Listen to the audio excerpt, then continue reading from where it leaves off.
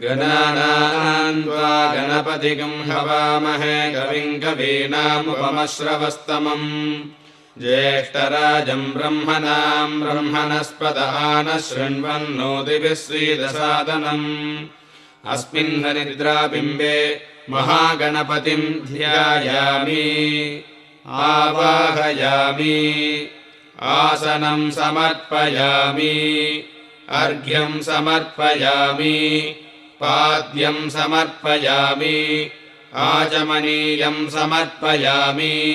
वस्त्रं समर्पयामि उपवीतं समर्पयामि गन्धान् धारयामि